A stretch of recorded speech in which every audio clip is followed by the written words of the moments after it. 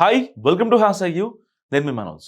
BRS అధినేత మాజీ CM KCR కుమార్తె ఎమ్మెల్సీ కవిత ఢిల్లీ లిక్కర్ కేసులో బెయిల్ విడుదలైన తర్వాత పార్టీ కార్యక్రమంలో ఎక్కడ కనిపించట్లేదు. సో ఇటీవల గచ్చిబౌలి ఏఐజీ హాస్పిటల్లో హెల్త్ చెకప్ చేయించుకున్న కవిత ఆరోగ్య సమస్యలతో బాధపడుతున్నట్లుగా ఆమె వర్గీయులు చెప్తున్నారు. సో మరోవైపు ఆమె దీక్షలో ఉన్నారన్న ప్రచారం జరుగుతుంది. అసలు అయితే ఆమె ఎందుకు కనిపించట్లేదన్న దానిపై ఎవరికి కూడా ఇప్పుడు క్లారిటీ రాలేదు. దాంతో లిక్కర్ స్కామ్లో ఇరుక్కున్న ఆమె కేసు ఇంకా పూర్తి కాకపోవడంతో భయపడుతున్నారేమో అన్న అనుమానాలు కూడా వ్యక్తమవుతున్నాయి. ఆ క్రమంలో ఆమె డైరెక్ట్గా పీఎం మోడీని టార్గెట్ చేస్తూ పెట్టిన పోస్ట్ ఇప్పుడు హాట్ టాపిక్గా మారింది. ఢిల్లీ లిక్కర్ స్కామ్ కేసులో బెయిల్పై విడుదలైంది ఎమ్మెల్సీ కల్వకుంట్ల కవిత. 10 రోజులు విశ్రాంతి తీసుకున్న తర్వాత అందరినీ కలుస్తానని అప్పట్లో ప్రకటించారు. ఆమె ఆగస్టు చివరి వారంలో ఆమెకు బెయిల్ మంజూరైంది. అయితే ఏమైందో ఏమో కానీ ఆమె జైలు నుంచి విడుదలై 3 నెలలు గడుస్తున్నా సరే బయట మాత్రం కనిపించట్లేదు. ఈ మధ్యకాలంలో గచ్చిబౌలి ఏజీ హాస్పిటల్లో హెల్త్ చెకప్ అంటూ ఆమె గైనిక్ సమస్యలతో బాధపడుతున్నారంటూ కూడా ఆమె సన్నిహితులు వెల్లడించారు. తీహార్ జైలు ఉన్నప్పుడు ఆమె మానసికంగా దెబ్బతిన్నారని, కోలుకోవడానికి కొంత సమయం పడుతుందని ఆమె వర్గీయులు ప్రచారం చేశారు. సో జైల్లో ఉన్నప్పుడు రుద్రాక్షమాల కావాలని కోర్టును రిక్వెస్ట్ చేసిన కవితకు అనుమతి మంజూరైంది. అప్పటి నుంచి ఆమె ఆ రుద్రాక్షమాల ధరించే ఉన్నారు. ఇటీవల ఏజీ హాస్పిటల్లో హెల్త్ చెకప్ కోసం వచ్చిన ఆ రోజు కూడా ఆమె మెడలో రుద్రాక్షమాల కనిపించింది. సో దాంతో ఆమె దీక్షలో ఉన్నారని కొందరు చెప్తున్నప్పటికీ అది ఎంతవరకు వాస్తవం అనేది మాత్రం ఎవరికి తెలియట్లేదు. సో ఆమె కానీ ఆమె కుటుంబ సభ్యులు కానీ దాన్ని అఫీషియల్గా అనౌన్స్ చేయలేదు.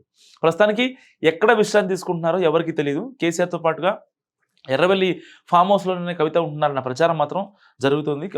బతుకమ్మ రోజు కవిత బయటకు వస్తారని అందరూ భావించినప్పటికీ ఆమె మాత్రం పూర్తి స్థాయిలోనే విశ్రాంతి తీసుకున్నారు.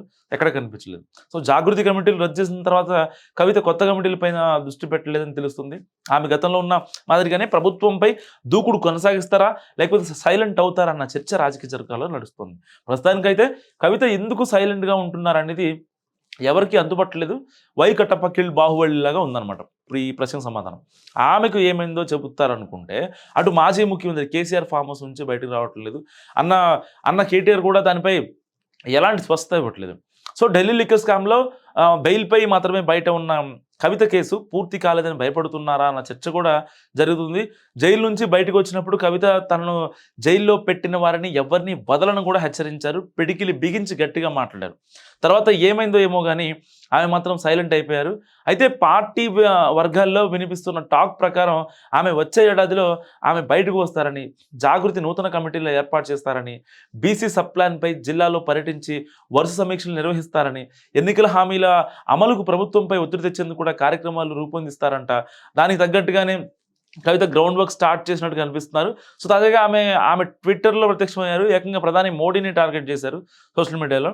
సో ఇప్పుడు ఆ పోస్ట్ కూడా కొంచెం వైరల్ అవుతుంది. అఖండ భారతంలో అదానికో న్యాయం ఆడబెట్టుకో న్యాయమా అని ఆమె ప్రశ్నించారు.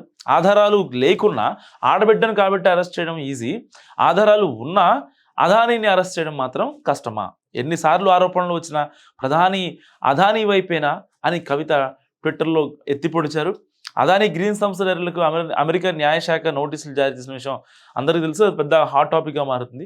ఈ వ్యవహారంపై కవిత చాలా గట్టిగా స్పందించారు. ఇన్ని రోజుల నుంచి ఇంటికే పరిమితమైన కవిత ఈరోజు ట్విట్టర్లో డైరెక్ట్గా మోడీని టార్గెట్ చేయడంపై మీరేమనుకుంటున్నారో నా కామెంట్ రూపంలో తెలియజేయండి. చూస్తూనే ఉండండి హ్యాష్ ట్యాగ్ యూ.